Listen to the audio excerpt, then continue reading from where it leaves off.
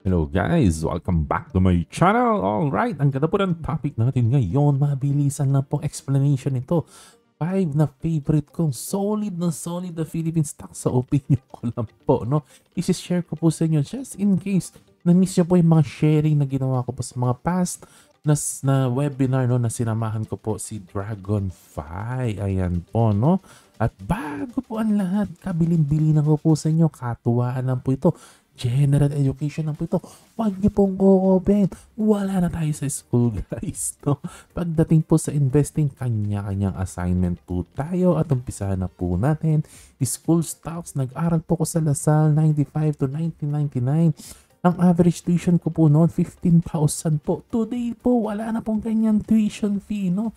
Nasa 100k na po yata lahat ng school, no? Considering mahal pa po ang Lasal, no? Isa pa sa mahal na school po talaga ito nung araw hanggang ngayon. Although syempre sinuwerte po tayo, may nagpaaral po sa akin, no? May ang Ongking Foundation, thank you po sa Ongking Foundation. Pagpalain ng Boysen, pagpalain ng Nation Paint. Sana lumago pa po ng lumago. Well, anyways, back tayo sa topic po natin. Ang ibig ko lang po sabihin, after 25 years, 10x po ang itinaas ng tuition fee ng mga eskwelahan. 10x in 25 years. Could you imagine kung gaano kalaki ang tinaas ng tuition fee? Ang school po ay napakagandang negosyo, strong economic power. Raise lang ng raise po ito ng prices. Lalo-lalo na po maganda po ang brand. Kasi pag maganda po ang brand, hindi po natatakot na mawala ang enrollees. Guys, meron din po mga may mga sikat din na school po ng aras, mga computer, ganyan, no, na alam niyo na yan, huwag natin sabihin kung sino na ngayon medyo mahina na, no. So, yun pero basta maganda ang brand ganun. Tapos nakikita ko okay naman ng management, sumusunod sa mga na kurso katulad ngayon, no. Yung mga nagbabarko, may mga ganyang kurso ngayon ang gustong tunin talaga ng mga tao, no. So, yan.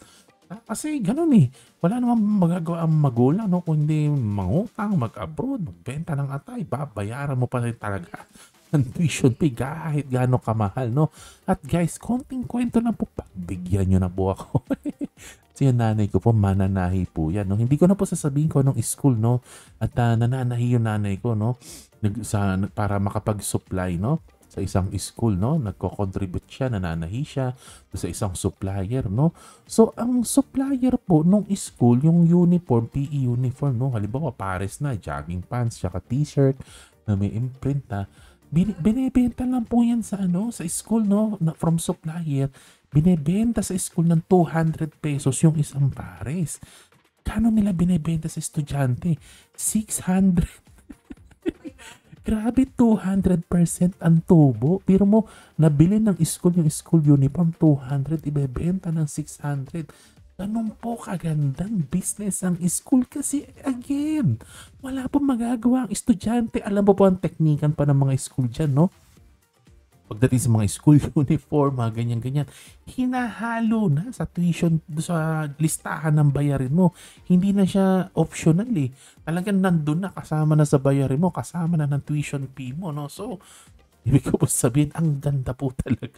Pagdating po sa negosyo, ang laki ng tubo. At kung titingnan po natin si FEU, mababa po ang liquidity nito, ha. Kaya sinasabi ko po sa inyo, mag-iingat po kayo, wag kopya ng kopya. Pero kung negosyo at negosyo lang ang titingnan, tingnan naman. Ang return on invested capital, 15%. Napakagandang business. Tingnan nyo ang net margin, yung tubo, ang taas at 37%. Grabe po, halos walang utang, debt to equity ratio of 0.13 at mura pa rin po at a PE ratio of 8.64. Sos, nanang ko. Ganda-ganda mo, no? Well, anyways, segue lang po ako ng konti, no, bago ko puntahan yung susunod na stock, no. Tandaan niyo po, basahin niyo po yung libro ni Joel Greenblatt na nagpasik. Sobrang galing na investor po si Joel Greenblatt po, ha. Legendary na value investor po ito. Sumulat po ito ng libro, yung The Little Book That Beats the Market, at sinundan pa niya ng libro, The Little Book That Still Beats the Market. Parang ganun, no. So, sa pag-a-analyze po ni Joel Greenblatt, no, kung paano i-automate ang investing, he came up na dalawa lang daw talaga ang criteria na magiging magtutulong sa'yo kung successful ang investment mo. Una, is it cheap? Mura ba yung stock? At ang ginagamit niyang metric po doon is EBIT over enterprise value. Okay, napaka-technical po na itong EBIT over enterprise value, pero babalikan po ito, no? And yung second criteria na kinukwento po niya, is it a good business?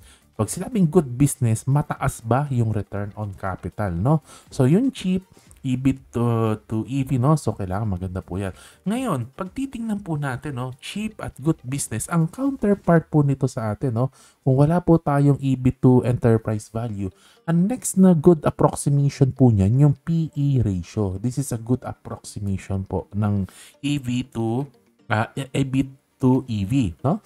Itong PE ratio. Kung mababa po ito, ibig sabihin mura po. Okay? And then yung return on invested capital dapat mataas po. So kung makikita po ninyo sa FEU, pasok po sa dalawang criteria ni Joel Greenblatt po itong sa FEU.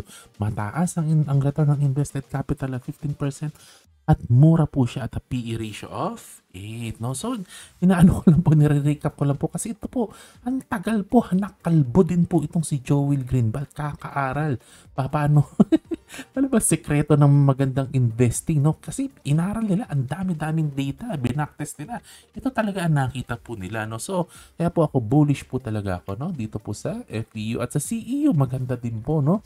Although, mas mababa po ng konti ang return on invested capital po, no? At 10%, ang PE ratio po niya ay 8, no? Pero maganda na rin po ito. Very, very, very decent po. Kaya po sinasabi ko po sa inyo, kahit pumalo na po ng presyo sa CEU, mas gusto ko pa rin pa talaga si FEU in the long term, no? I feel mas maganda ang potential ni FEU kaysa kay CEU. Pero both po ito ay solid, no? At sa iba pa pong tatanong, of course, no, si STI mukhang maganda din po itong si STI, no? Kasi ano pa rin, no? Talagang lumalaban, palaban din sa STI. Hindi ko lang po nilista po dito, pero maganda din po itong si itong si STI, napupusuan din natin to. Kaya lang medyo ang laki na ng inangat ng presyo, no?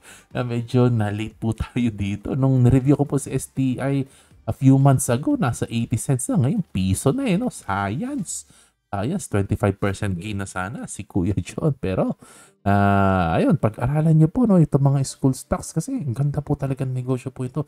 Ito po, pag pinasok nyo po itong mga school stocks, matagalan po ito, no? Hindi po ito mga quick win, no? Naantay mo 6 month, 1 year, okay ka na, benta mo. Hindi gano'n kasi matagal mo nga hawakan to kasi taon-taon nagtataas ito ng presyo ng tuition fee. Taon-taon talaga paganda ng paganda ang negosyo nito. And for the long term, kasi talagang ganun eh.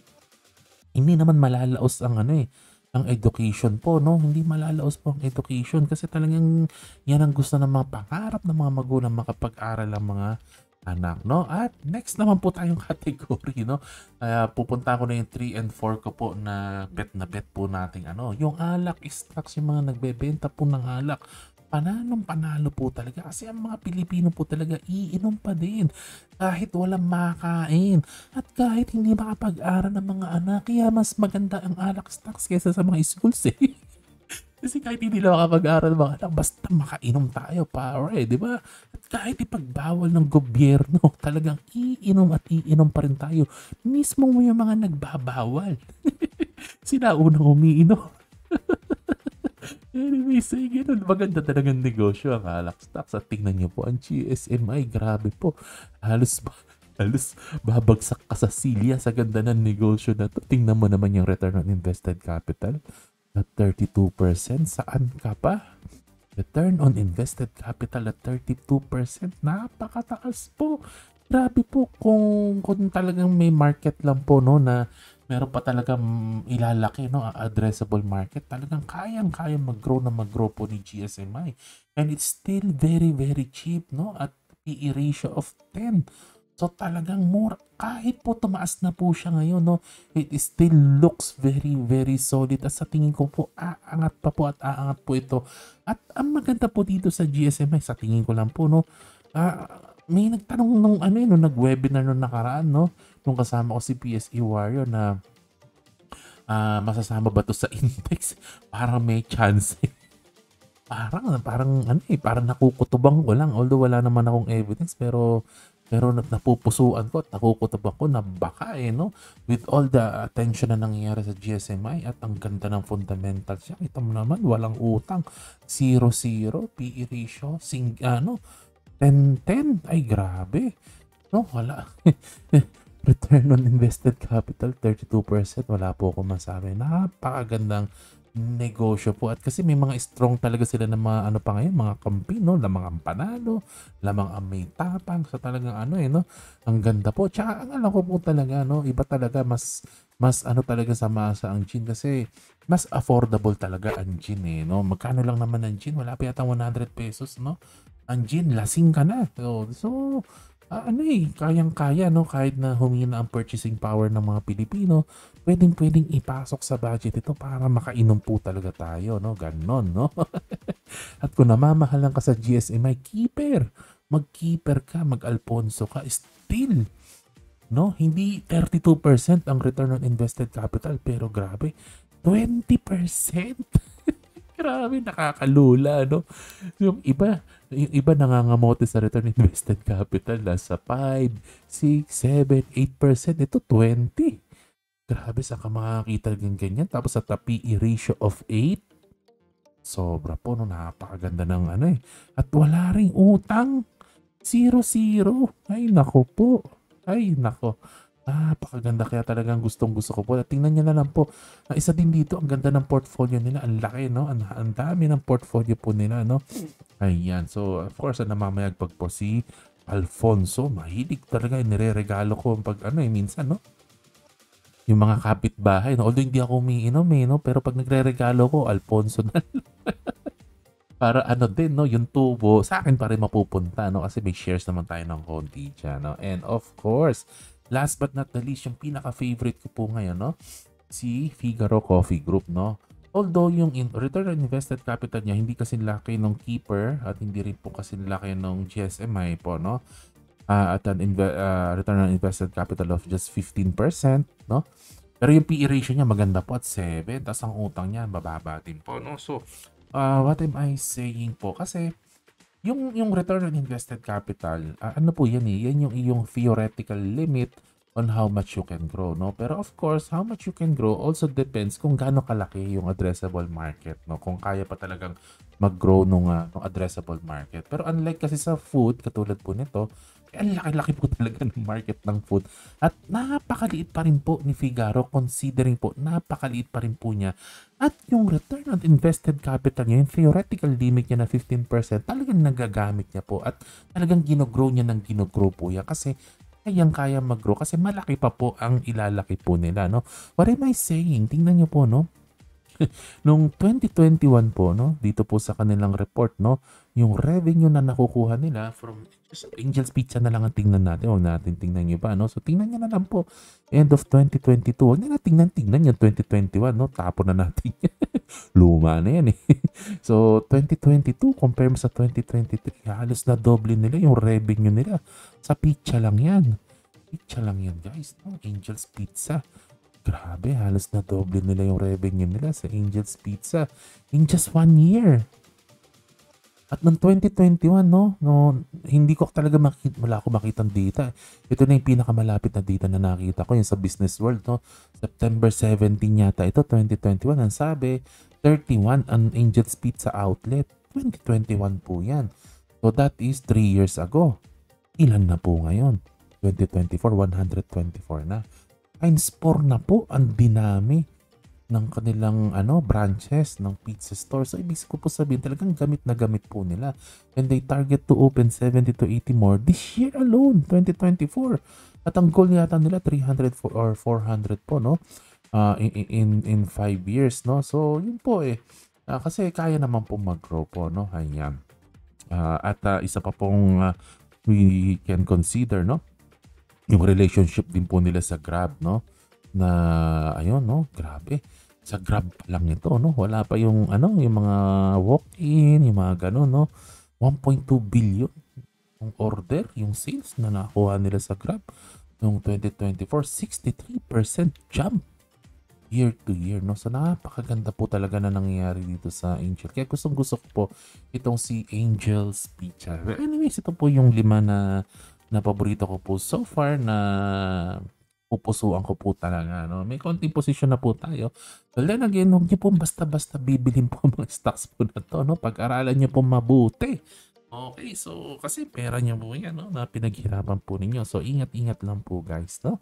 So, yun, ito naman kwento-kwentuhan lang po natin ito, no? Right, at of course, no, yung mga stocks na nabanggit ko po, if I'm not mistaken, nabibigay din po sila na medyo maganda-ganda na rin dividend, no?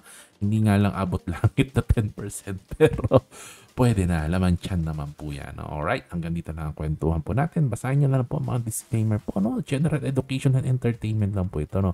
Again and again and again and again, no? Like, subscribe, share, hit the notification bell. Kwentuhan po tayo sa baba, no? God bless po sa inyo. To God be the glory. Happy investing. God bless. Bye-bye.